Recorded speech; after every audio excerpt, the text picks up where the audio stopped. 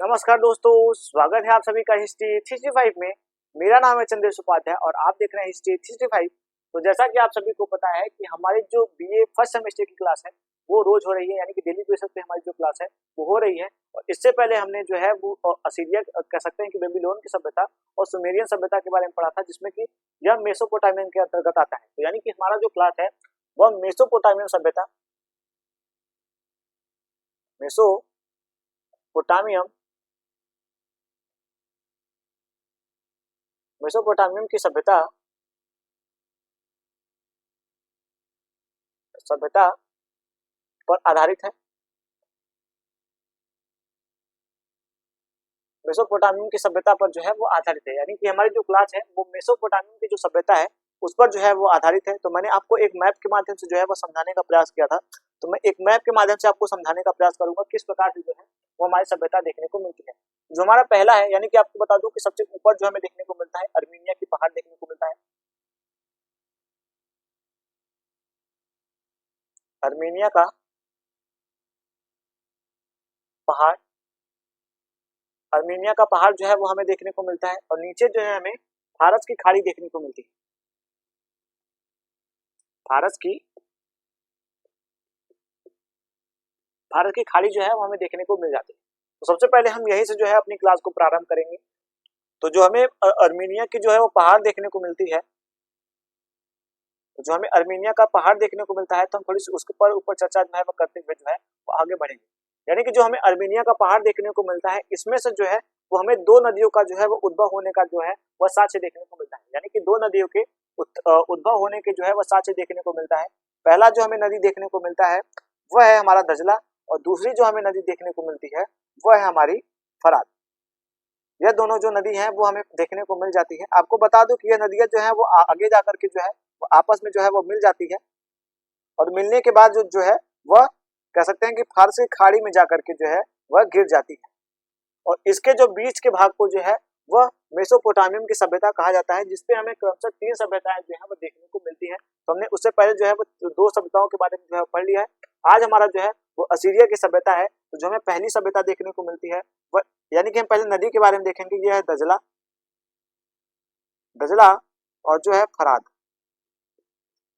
दजला और फराद नदी के बारे में हम देखेंगे। और यह जो हमें देखने को मिलता है वो कह सकते हैं जो सबसे ऊपर देखने को मिलता है वह सुमेरियन सभ्यता है। जो हमें बीच में देखने को मिलता है वो हमारा कह सकते हैं कि असीरिया सभ्यता है, और सबसे नीचे जो है वो हमें बेबीलोनिया की सभ्यता जो है वह देखने को मिलता है। यह जो स्थान है वो अर्धचंद्राकार के रूप में हमें देखने को मिलता है। मैंने आपको बेसिक समझाने के लिए जो है वो मैप का जो है वो सहारा लिया, और यह जो नदी है वो आके फारस की खाड़ी में जो है वो गिर जाती है। यानी कि आप देखेंगे दजला और फरात के बीच में जो एक पठार देखने को मिलता है, इसे ही पूरा मेसोपोटामियम की सभ्यता कहा जाता है। और इस पे क्रमशः जो हमें तीन सभ्यताएं हैं वह देखने को मिल जाती है। तो हमने सुमेरियन सभ्यता के बारे में और कह सकते हैं कि बेबीलोन सभ्यता के बारे में पहले ही क्लास में जो है वो पढ़ लिया है। और अगर आपने उस क्लास को नहीं देखा है तो जाके प्लीज देख लीजिएगा, ताकि आपको इनके बारे में जो है वो पूरी जानकारी जो है वह प्राप्त हो सके। तो हम इनके बारे में जो है वो देखते हुए समझते हुए आगे बढ़ेंगे। इनके एक एक पॉइंट को जो है हम समझेंगे, इनके शासकों के बारे में देखेंगे, और इनके यहाँ के सभी संस्कृतियों के बारे में देखेंगे, कला के बारे में देखेंगे, सामाजिक आर्थिक जीवन के बारे में देखेंगे। तो हम इनके ऊपर जो है वह समझते हुए चलेंगे। सबसे पहले हम देखेंगे कि यहाँ के शासक के बारे में, यानी कि जो शासक था वह किस प्रकार से था। सबसे पहले शासक के बारे में देखेंगे, यानी कि जो शासक था वो किस प्रकार से जो है वह शासन करता था। तो हम थोड़ी सी उसके ऊपर जो है वह चर्चा करते हुए आगे बढ़ेंगे। यानी कि शासक वर्ग के बारे में हम देखेंगे कि शासक जो है वह किन प्रकार से जो है वो इसमें जो है वह कार्य करता था। तो हम थोड़ी सी शासक के बारे में समझेंगे। तो जो हमें पहला जो शासक देखने को मिलता है उसका जो हमें नाम देखने को मिलता है वो असुर बनी देखने को मिलता है। यानी कि आप देखेंगे, कह सकते हैं कि इसका जो हमें नाम देखने को मिलता है वह हमें असुर नसीर पाल असुर नसीर नसीर पाल असुर नसीर पाल, यह हमें पहला जो है वह शासक देखने को मिलता है। इस इसका असुर नसीर पाल जो है यह द्वितीय है, यानी कि जो द्वितीय शासक है यह हमें देखने को मिलता है कह सकते हैं असीरिया की सभ्यता में। तो यहाँ पे हम एक हेडिंग जो है वो नोट करेंगे, असीरिया की सभ्यता।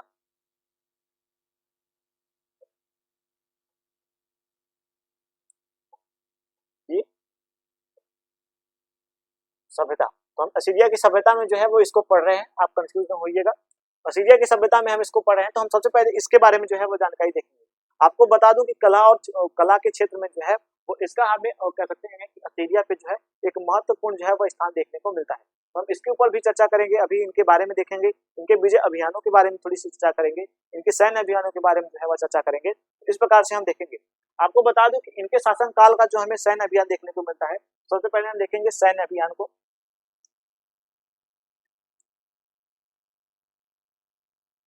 सैन्य अभियानों के बारे में, सैन्य अभियान के बारे में हम चर्चा करेंगे कि जो हमें सैन्य अभियान देखने को मिलते हैं उसमें जो हमें क्या प्रकार की जो प्रक्रिया है वो देखने को मिलती है, और उसके बाद हम सामाजिक आर्थिक जो जीवन है वो देखेंगे, क्योंकि इनका जो हमें भूभाग देखने को मिलता है वो सैन्य अधिकारी के ऊपर ही देखने को मिलता है। आपको बता दूं कि इतिहास में इसे जो है वो सबसे ज्यादा क्रूर शासकों में जो है वो माना जाता है। यह इतिहास का सबसे ज्यादा क्रूर शासक था। क्रूर शासक जो है यह माना जाता है, यह इतिहास के सबसे ज्यादा क्रूर शासकों में माना जाता है। अब हम इसके बारे में जो है वो समझने का प्रयास करेंगे। तो इसकी जो सेना है पहले इसमें देखेंगे। तो इसके सेना में आपको बता दूं कि धनुर्धर और कह सकते हैं बर्छा, भाले और कह सकते हैं रथ और अश्वरोही, ये तीन प्रकार के जो हमें 5 प्रकार के जो है वह सैनिक देखने को मिलते हैं। इनकी जो हमें कह सकते हैं बहुत तल्पता देखने को मिलती है, वो इस आधार पे देखने को मिलती है कि यहाँ के जो निवासी होते थे उनको जो है वो किसी भी कीमत पे जो है वो कह सकते हैं कि सैनिक कार्य जो है वो करना पड़ता था। उनको इसके लिए जो है वो बाध्य किया जाता था। वह सैनिक के कार्य करने के लिए जो है वो पूर्ण रूप से जो है वो बाध्य होते थे। वो किसी न किसी प्रकार से जो है वो सैनिक का कार्य करते थे, और उनके बारे में जो है वो यह जानकारी हमें देखने को मिल जाती है। तो हम इसके ऊपर जो है वो आगे चर्चा करते हुए चलेंगे। सबसे पहले हम देखेंगे कि यह जो है वह एक प्रकार से कह सकते हैं कि बहुत ही ज्यादा जो है वो क्रूर शासकों के रूप में हमें देखने को मिल जाता है। यह जो शासक था, यानी कि जो ये शासक था, इसके बारे में ऐसा कहा जाता है कि यह जिस राज्य को जीतता था वहां की जो राजधानी होती थी, गांव होते थे, उस रास्ते में पड़ने वाले गांवों को जो है वह यह पूरी तरीके से जो है वह जला देता था। यानी कि जो छोटे बच्चे होते थे उनको पहले वो आग में भूनता था, यानी कि उनको आग में पहले भूनता था, और भूनने के बाद जो है वो इनकी हत्या कर देता था। उसके बाद जो उन्हें कह सकते हैं कि उस नगर के जो है वो नागरिक मिलते थे, उनके जो है वो आंख कह सकते हैं नाक और कान जो है वो काट लेता था, और जो मिलते थे उनके हाथों को काट करके एक कह सकते हैं कि बड़ी जो है वो कह सकते हैं कि एक जो है वो पर्वत जो है वो उसको बना देता था। लोगों के सर को काटना और काट करके जो है वो उसका पहाड़ बना देना, इसका जो है वो कह सकते हैं कि एक महत्वपूर्ण जो है वो इसकी लड़ाई का जो है हिस्सा देखने को मिलता है। या नारियों के साथ कह सकते हैं कि नारियों को जो है वो काट करके उनकी चमड़ियों को जो है वो छील करके जो है वो दीवारों पे जो है वो टांग देता था। इस प्रकार की जो क्रूरता की सारी सीमाएं थी वो इसने अपने शासक काल में जो है वो पार कर दिया था। यानी कि क्रूर शासकों में सबसे ज्यादा जो क्रूर शासक हमें देखने को मिलते हैं उनमें यह एक महत्वपूर्ण जो है वह शासक देखने को मिलता है। यानी कि आप देखेंगे यह इतना क्रूर था कि इसने क्रूरता की सारी जो है वो सीमा जो है वो लांघ दी थी, और इसी कारण जो है आप देखेंगे इससे जो है वो कई राज्य जो है वो युद्ध के बिना ही जो है वो अपने राज्य को छोड़ देते थे। लेकिन फिर भी जो है वह इन शासकों को उनके कह सकते हैं सामंतों को और उनके जो अधिकारी होते थे उनके साथ इतने अनैतिक व्यवहार करता था, इतने ज्यादा अनैतिक व्यवहार करता था कि वह सोचने से भी कह सकते हैं कि हमारे हृदय जो है वो कांप जाए, हृदय कंपन हो जाए, इतना ज्यादा क्रूर था। यानी कि आपको बता दूं उनके जो है वो उनको भारी ज्यादा प्रताड़ित करता था, उनको जो है वो आगों में भूनता था, और भूनने के बाद उनके कह सकते हैं कि चमड़े को जो है वो खालों को जो है वो उधेड़ लेता था, उनको काट लेता था, और काटने के बाद जो है वो उनके अंग के एक एक पार्ट को जो है वो अलग अलग करता था, और अलग अलग करके चील कौओं को जो है खिलाता था। इस प्रकार से जो पहले अपने सारे कार्य उनसे करवाता था, कार्य करवाने के बाद उनसे अनैतिक व्यवहार से जो है वो कार्य करवाता था, उन्हें खाने को नहीं देता था। तो इस प्रकार से हमें इनके बारे में यह जानकारी देखने को मिलता है। तो आप देखेंगे एक प्रकार से जो है जो इतना ज्यादा क्रूर था, इतना ज्यादा क्रूर था कि जिसकी कोई हमें सीमा देखने को नहीं मिलती है। तो इस प्रकार से हमने इसके बारे में जो है वो देखा। अब हम देखेंगे जो हमें दूसरा शासक देखने को मिलता है, यानी कि हमें जो दूसरा शासक देखने को मिलता है उसका जो हमें नाम देखने को मिलता है वह नाम था अशुरबनीपाल।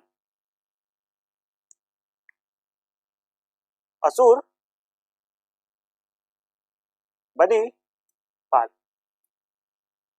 अशुरबनीपाल जो था इसके शासन काल में आपको बता दूं कि जो कह सकते असीरियन सभ्यता को एक महत्वपूर्ण जो है वो योगदान मिला, यानी कि जो एक महत्वपूर्ण योगदान है वो प्राप्त हुआ था। हम अभी इसके बारे में आगे चर्चा करेंगे। यह चित्रकला का जो है वो बहुत बड़ा प्रेमी था। चित्रकला का जो है वो बहुत बड़ा प्रेमी था। हालांकि प्रेमी ये भी था, इसने कई ऐसे मंदिरों का कार्य जो है वो करवाए थे, कई निर्माण करवाए थे, कई राजप्रसाद बनवाए थे। तो लगभग आप देखेंगे इन जगहों पर चित्रकारी के माध्यम से, आप देखेंगे शिल्पकारी के माध्यम से, अपने राज्य को उन्नति के माध्यम से, यह दोनों जो है कह सकते हैं एक प्रकार से जो है वो हमें देखने को मिल जाते हैं। लेकिन आपको बता दूं, जो असुरबनीपाल था, यह भी कम क्रूर शासक नहीं था, यह भी इसका जो है वो पूर्वगामी था। यानी कि इसने क्रूरता की कुछ हद तक जो है वो सीमाओं को जो है वो पार किया था, ना कि बहुत ज्यादा। इसने बहुत सारे जो है वो क्रूर कार्य किए थे, यानी कि लोगों को घरों में बंद करके उनमें आग लगा देना, और उसके बाद आप देखेंगे नगर के नगर को जो है वो जला देना, लोगों के अनाजों को और उनके सहित उनमें गाड़ देना, और गाड़ने के बाद कुत्तों से उसको कटवा देना। तो इस प्रकार के जो सारे कार्य जो है वो यह भी करता था। तो हमें इसके बारे में भी यह जानकारी देखने को मिलता है। यानी कि आप देखेंगे क्रूर शासक ये भी था और क्रूर शासक हमें यह भी देखने को मिल जाता है। इन दोनों के जो है वो नाम आपको याद रखने हैं, क्योंकि यह जो है वो कह सकते हैं असीरिया सभ्यता का एक कह सकते हैं कि महत्वपूर्ण शासक के रूप में हम इनको देख सकते हैं। अगर हम आज असीरिया सभ्यता को जानते हैं तो उसका जो पूरा खाना कह सकते हैं कि उसका जो पूरा खाना बुना गया था वो इन दोनों शासकों के माध्यम से ही बुना गया था, और इन्हीं के शासन काल में जो है वो माना जाता है। हमें एक बात बता दूं कि हमें जो कह सकते हैं असुरबनीपाल है, इनका जो हमें समय देखने को मिलता है, तो आपको बता दूं समय तो नहीं देखने को मिलता, लेकिन शासन काल के कुछ जो है वो पहलू हमें देखने को मिल जाते हैं। ऐसा माना जाता है कि लगभग 639 ईसा पूर्व में इन्होंने जो है वो युद्ध लड़ा था, एक युद्ध लड़ा था जिसका हमें नाम देखने को मिलता है। आप देखेंगे तो उस युद्ध में इन्होंने काफी ज्यादा जो है वो नरसंहार किया था। तो आपको बता दूं शासक तो नरसंहार करते ही थे, लेकिन जो वहां के कह सकते हैं कि अमोद जनता थी, उनके साथ ये बहुत ज्यादा जो है वो गलत अनैतिक व्यवहार जो है वो किया करते थे। इस प्रकार से हमें इनके बारे में यह जानकारी जो है वो देखने को मिल जाती है। तो हमने इनके बारे में जो है वो समझने का प्रयास किया कि इनमें हमें क्या क्या जो बातें हैं वो देखने को मिलती है। हमने असुरबनीपाल के बारे में देखा था और असुर नरसिंहपाल के बारे में जो है वह देखा था। तो यानी कि हमने दो शासकों के बारे में देखा। अब हम देखेंगे यहाँ की जो हमें कह सकते हैं सामाजिक व्यवस्था है वो किस प्रकार की थी। तो हम सामाजिक व्यवस्था के ऊपर चर्चा करेंगे, यानी कि पॉइंट नंबर हमारा तीसरा रहेगा। पॉइंट नंबर तीसरा जो है वह है सामाजिक स्थिति। सामाजिक स्थिति,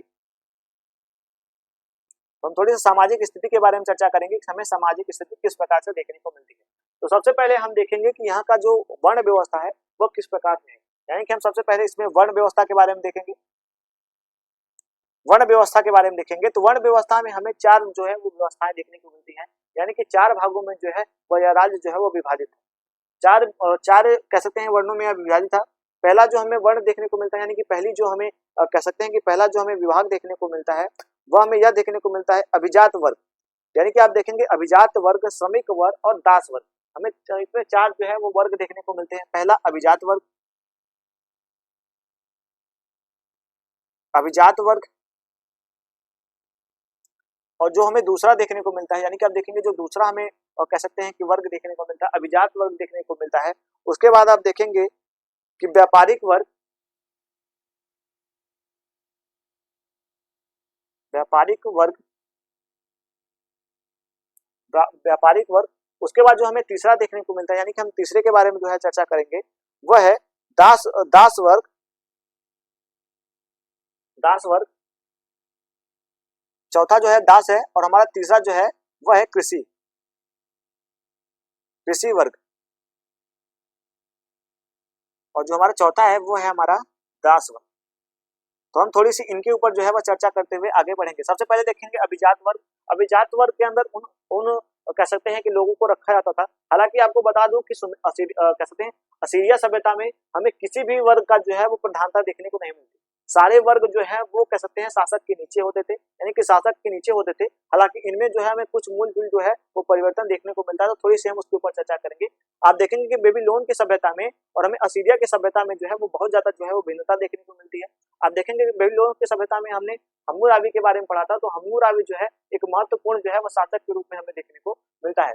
यह जो शासक था, यानी कि हम्मुराबी जो था, यह देखेंगे कि एक कह सकते हैं आचार संहिता के ऊपर जो है वह चलता था, यानी इसकी विधि संहिता जो थी वो काफी ज्यादा महत्वपूर्ण थी। अगर आपने उस क्लास को नहीं देखा है तो जाके एक बार प्लीज उसको देख लीजिएगा, तो आपको उसके बारे में जो है वह नॉलेज हो पाएगी।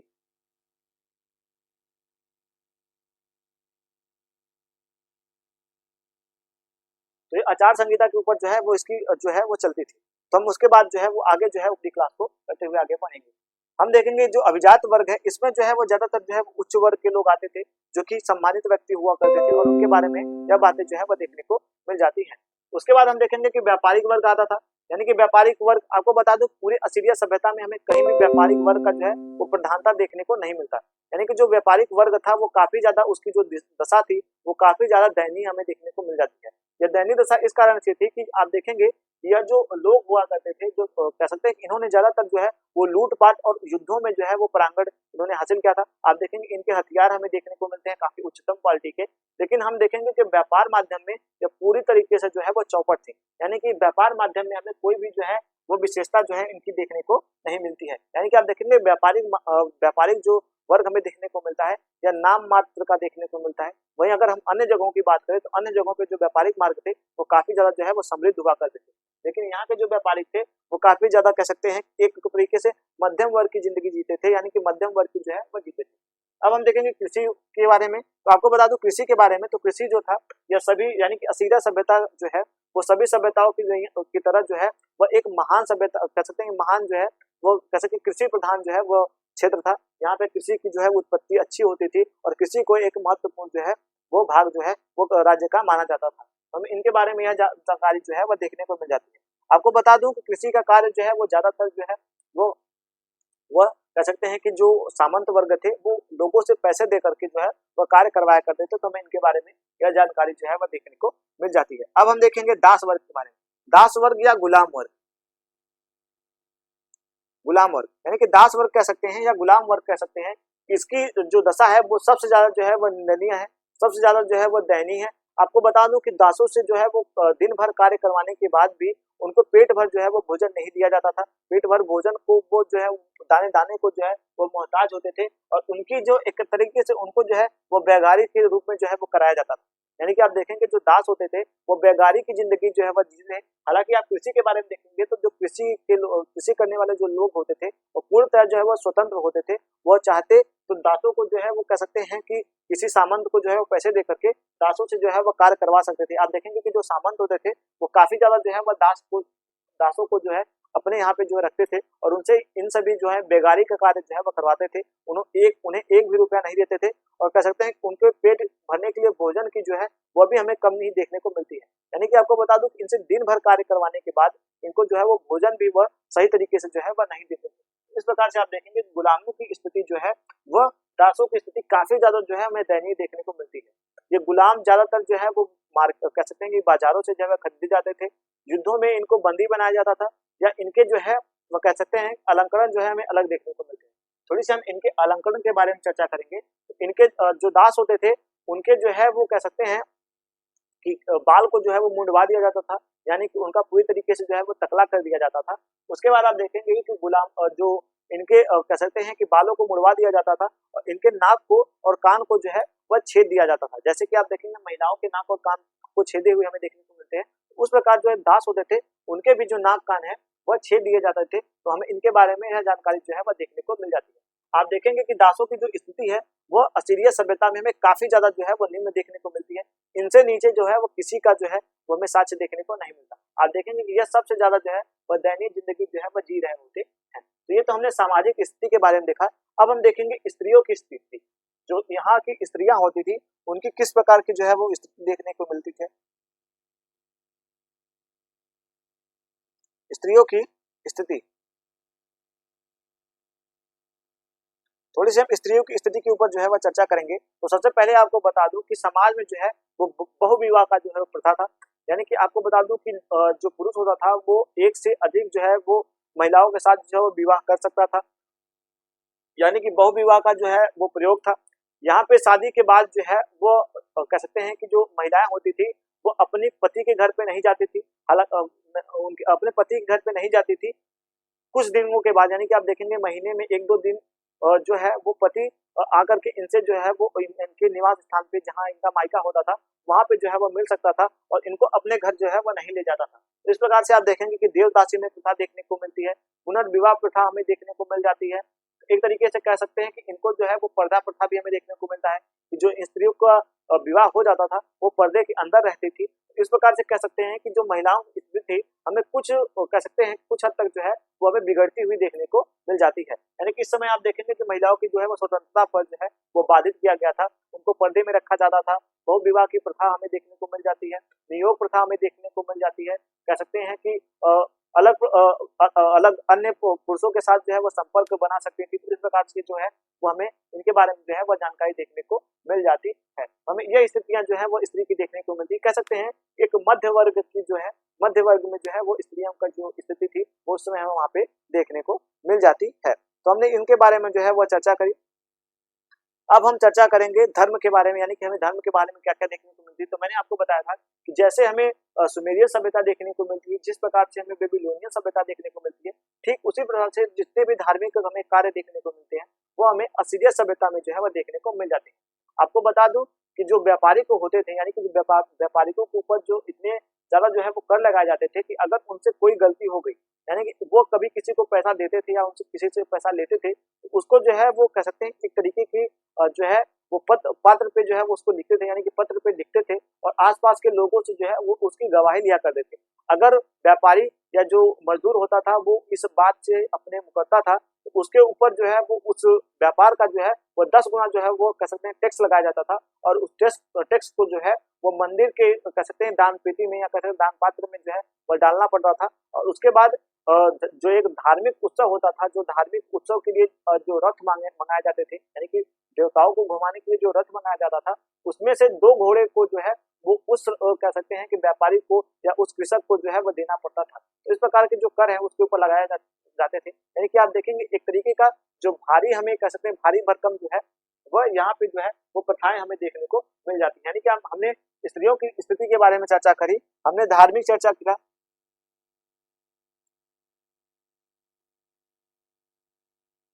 धार्मिक बातें हमने देखी, यानी कि यहाँ की जो धार्मिक हमें बातें देखने को मिलती है हमने उनके ऊपर चर्चा करा। और हमने जो है वो कह सकते हैं व्यापारियों के ऊपर हमने चर्चा करी कि व्यापारियों की चर्चा हमें किस प्रकार से जो है वह देखने को मिल जाती है। तो हमने इनके ऊपर जो है वह चर्चा कर लिया था। उसके बाद आपको बता दूं कि हमने अब जो है वो हमें आर्थिक दशा किस प्रकार की थी, तो हम उसके ऊपर जो है वह चर्चा करते हुए चलेंगे। यानी कि आर्थिक जो स्थिति थी वो किस प्रकार की थी तो हम इसके ऊपर चर्चा करेंगे। यानी कि हमारा छठा जो पॉइंट है वो है आर्थिक स्थिति, आर्थिक दशा। तो सबसे पहले जो आर्थिक दशा था इसमें हमें जो पहला पॉइंट देखने को मिलता है वह है कृषि। आपको बता दूं कि सभी सभ्यताओं की तरह जो यह असीरिया सभ्यता थी वह भी कृषि प्रधान थी, यानी कि यहाँ पे कृषि की जो है वो अच्छी व्यवस्था हमें देखने को मिलती है। यहाँ का जो कृषि होता था वो पूर्ण रूप से जो है वो स्वतंत्र होता था, उसे किसी के जो है वो अंडर जो है रह के कार्य नहीं करना पड़ता था। हालांकि में सामंत व्यवस्था जो है वह देखने को मिलती है।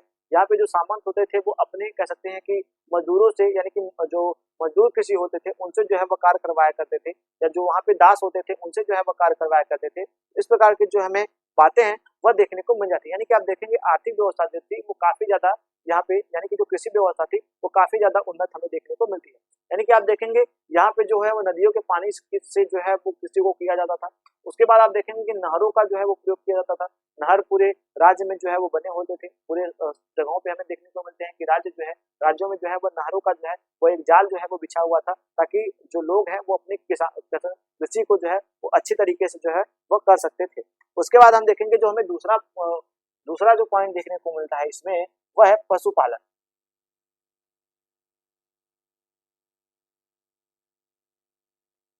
हम थोड़ी सी पशुपालन के ऊपर जो है वह चर्चा करेंगे, यानी कि जो पशुपालन है हम उसके ऊपर चर्चा करेंगे। तो सबसे पहले जो हमें पशुपालन के साथ से देखने को मिलते हैं, आपको बता दूं कि यहाँ पे जो पशुपालक थे वो दोनों प्रकार से जो है उपयोग किए जाते थे, यानी कि उनके दूध को भी ये लोग उपयोग में लाते थे और उसके बाद इनको जो है वो कह सकते हैं मार कर भी खाते थे, यानी कि शाकाहारी या मांसाहारी दोनों भी प्रकार की जो व्यवस्थाएं थी वो देखने को मिलती है।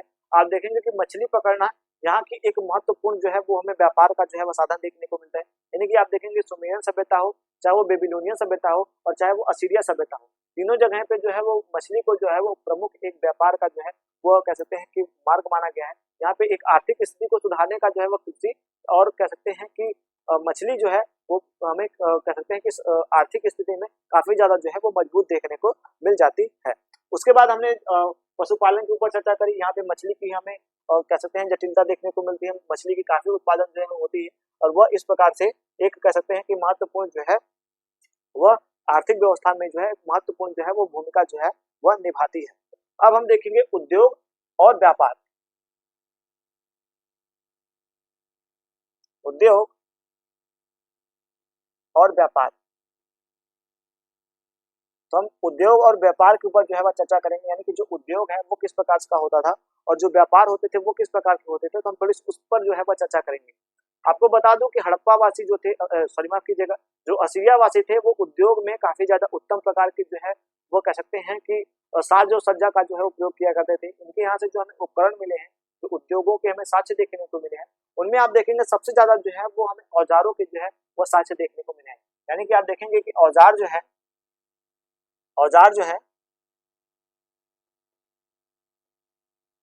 है वह इनके कह सकते हैं कि एक उद्योग का जो है वो प्रमुख साधन था। यानी कि आप देखेंगे यह निरंतर जो है वो युद्ध किया करते थे। यह पूरी सभ्यता जो हमें देखने को मिलती है, यानी कि असीरिया सभ्यता जो देखने को मिलती है वो पूरी तरीका से जो है वो निरंकुश थी, अत्याचारी थी, क्रूर थे। यानी कि यहाँ की जो शासक थे वो पूरी तरीके से क्रूर थी। मैंने आपको आगे बताया किस प्रकार से इन्होंने क्रूरता की सारी जो सीमाएं थी उसको लांघती थी, या लूट पाट करते थे, भारी मार काट करते थे, लोगों के साथ अनियमित जो व्यवहार थे वो करते थे। तो इस प्रकार से सारी जो चीजें थी वो करते थे, और इनके लिए जो है वो इन्हें औजार की जो है वो बहुलता देखने को मिलती है। यानी कि आप देखेंगे कि बिना औजार किए इन सभी को जो है इन कार्यों को नहीं कर सकते थे। तो आप देखेंगे औजार की जो उत्पत्ति है वो हमें यहाँ पे काफी भारी मात्रा में देखने को मिल जाती है। लोहे से यह परिचित थे, यानी कि लोहे के जो औजार थे यहाँ पे बनते थे। हथियार जो है वो काफी अलग अलग जो है वो प्रकार के हथियारों का जो है वो निर्माण किया गया था। यानी कि ऐसी हथियार भी थी जो कि यहाँ से अगर चलाया जाए तो लगभग 1 किलोमीटर तक के जो है वो एक किलोमीटर दूर पे जो है वो खड़े दुश्मन का जो है वो सिर जो है वो धड़ से अड़क कर सकता था, या ऐसा होता था कि जो उनको उनके छाती से जो है वो आर पार जो है वो हो जाता था। इस प्रकार के जो है वो हथियारों का जो है वो निर्माण असीरिया के लोगों ने की थी। यानी कि आप देखेंगे असीरिया में जो है वो हमें औजारों के और हथियारों को जो है वो काफी ज्यादा जो है वो बहुलता जो है वो देखने को मिल जाती है। उसके बाद मैं आपको बता दूं यहाँ पे जो हमें कह सकते हैं कि आभूषण मिले हैं वो भी हमें काफी ज्यादा जो है वो उत्तम है। आपको बता दूं कि आभूषणों की जो हमें देखरेख देख मिलती है, या ज्यादातर यह लोग जो है वो दूसरे से लूटा करते थे, और बनाने की जो प्रक्रिया है वो हमें, जैसे कि आप देखेंगे बेबीलोन की सभ्यता में हमें देखने को मिलती है, ठीक उसी प्रकार से जो है वो असीरिया की सभ्यता में देखने को मिलती है। थोड़ी बहुत हमें परिवर्तन देखने को मिलती है, लेकिन फिर भी आप देखेंगे तो वो लगभग इसी प्रकार से जो है वह अपनी जो है वह दैनिक जीवन जो है वह चलाता करते थे। यानी कि आप देखेंगे कि जो उनकी हमें परंपराएं देखने को मिली है वो लगभग एक जैसी हमें देखने को मिल जाती है। तो हमने इन प्रकार से उद्योगों और व्यापारों के बारे में देखा, और आपको बता दूं कि जो हमें आभूषण देखने को मिले हैं उसके बाद हम देखेंगे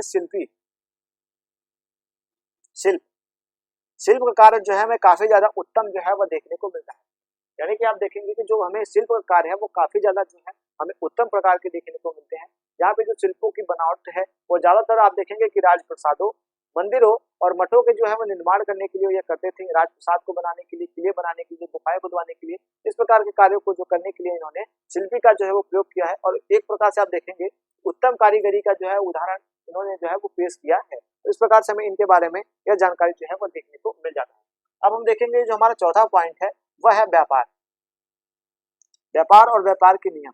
तो हम देखेंगे जो हमें चौथा पॉइंट देखने को मिलता है वह है व्यापार और व्यापार के नियम। व्यापार और व्यापार के नियम। सबसे पहले मैं आपको बता दूं कि जो व्यापार होते थे असीरिया सभ्यता में हमें व्यापार की जो है वो बहुलता बहुत ही कम देखने को मिलती है। यानी कि आपको बता दूं कि जो यहाँ के व्यापारी थे वो काफी ज्यादा जो थे वो निर्धर थे। यहाँ पे व्यापार को जो है वो थोड़ी सी भी जो है वो मान्यता नहीं दी जाती थी। नाम मात्र का जो है वो व्यापार हमें यहाँ पे देखने को मिलता है। जहाँ के ज्यादातर जो लोग हैं वो युद्धों में संलग्न रहा करते थे, इस कारण से उनको व्यापार करने की जो है वह ज्यादातर जो है वो छूटें नहीं मिलती थी। और जो इस व्यापार में उतरते भी थे तो उनके जो भारी मारकाट, यानी कि आप देखेंगे भारी जो है वो मान हानि का जो है वो होता था। क्योंकि आप देखेंगे युद्धों के दौरान जो भी सेना इनको पाती, यानी कि जो व्यापारिक लोगों को पाती, वो लूट करके उनके सामान को जो है वो ले जाती और उनको मार भी देती थी। इस कारण से जो असीरिया वासी थे वो काफी ज्यादा जो है वो डरते थे और व्यापार करने के लिए जो है वो अन्य जगहों पे नहीं जाते थे। वो अपने राज्य में ही छोटी मोटी जो है वो व्यापार का कार्य करते थे, और व्यापार जो है वो पूरी तरीके से जो है वो ठप हमें देखने को मिल जाता है। आप देखेंगे कि असीरिया वासियों के व्यापार में हमें कोई भी जो है वो बहुत महत्वपूर्ण जो है वो भाग नहीं देखने को मिलता। ये ज्यादातर अपने राज्य में ही रहा करते थे और छोटे मोटे व्यापारी के जो है वो कार्य किया करते थे। तो इस प्रकार से आप देखेंगे असीरिया के बारे में यह जानकारी जो है वो महत्वपूर्ण देखने को मिलती है। आपको बता दूं कि राज्य के अंदर जो व्यापार होते थे उनमें भी एक तरीके की जो है वो प्रक्रिया हमें देखने को मिलती है कि हर एक व्यापारी को अगर वो किसी के साथ व्यापार करता था तो उसे एक कह सकते हैं कि अपने साथ जो है वो कागजात लेकर चलना पड़ता था और उसमें जो व्यापार में हुई इस समय शर्तें हैं उसको नोट करने होते थे और अपने साथ एक गवाहीदार भी रखना होता था। वहाँ के जो लोग होते थे यानी कि व्यापार जो होता था वो गवाही को भी उसमें लिखता था, कौन कौन लोगों के सामने व्यापार हो रहा है। अगर कोई भी वर्ग यानी कि आपको बता दूं, चाहे कृषक वर्ग हो चाहे व्यापारिक वर्ग हो, किसी भी प्रकार की अपनी बातों से जब मुकरता था उस पे एक भारी जो है वो कर लगाया जाता था। यानी कि आपको बता दूं, अगर किसान वर्ग होता था और चाहे व्यापारिक वर्ग होता था तो उस पर इतने भारी जो है वो कर लगा दिए जाते थे, वह डर के मारे जो है वो कभी व्यापार में जो है वो आनाकानी जो है वो नहीं करते थे। आप देखेंगे कि 10 गुना जो है वो, अगर व्यापार मान लीजिए कि अगर 10,000 का हो रहा है तो उसका 10 गुना जो है वो उसको उस पर टैक्स लगा दिया जाता है। यानी कि लगभग 10 लाख रुपए कह सकते हैं कि अगर 10,000 के हो रहे हैं तो लगभग वह करीब 1 लाख रुपए हो जाते थे और वह जो मुद्राएं हैं या वो जो राशि है वह मंदिर के दान पात्र में जो है वो जमा करना होता था। और एक ऐसी धारणा थी कि वर्ष में एक बार जो है वह धार्मिक यात्रा निकलती थी, उस पर आप देखेंगे जो रथ होते थे उनको खींचने के लिए उस व्यापारी को या उस कृषक को जो है वह 2 घोड़े जो है वह देने पड़ते थे। इस प्रकार के जो है वह कर इनके ऊपर जो है वह लगाए जाते थे। तो आप देखेंगे कि इनके जो इस प्रकार के कर हैं वह भी इन पे हमें देखने को मिल जाता है। तब इनके बारे में यह बातें भी देखने को मिलती है। यानी कि आप व्यापार देखेंगे एक तरीके से जो है वो मंद मंद जो है वह चलता था। अब हम देखेंगे धार्मिक, यानी कि हम देखेंगे जो हमारा 7वां है वह है हमारा धार्मिक।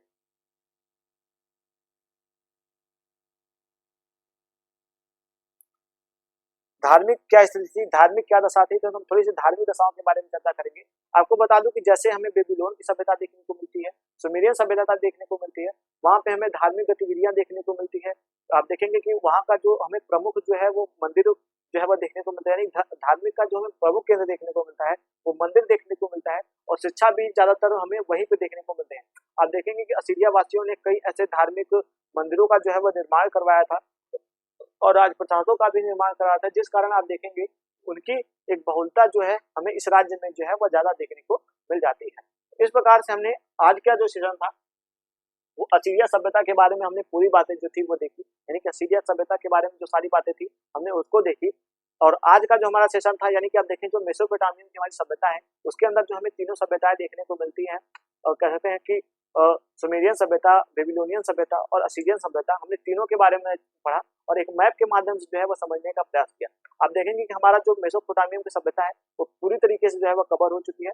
और अगर आपने इससे पहले की जो क्लास हुई है अगर उसको नहीं देखा है तो प्लीज जाके देख लीजिएगा। और अगर आपके कोई दोस्त जो है वो या मैं कह सकते हैं बीए में पढ़ रहे हो और बीए फर्स्ट सेमेस्टर में हो तो आप उनको यह क्लास जो है वो जरूर से जरूर जो है वो शेयर करें, ताकि उनको भी इस क्लास का जो है वो कह सकते हैं कि ठीक तरीके से जो है वो फायदा हो सके। तो इस प्रकार से हमारी आज की क्लास जो है वो यहीं तक रहेगी।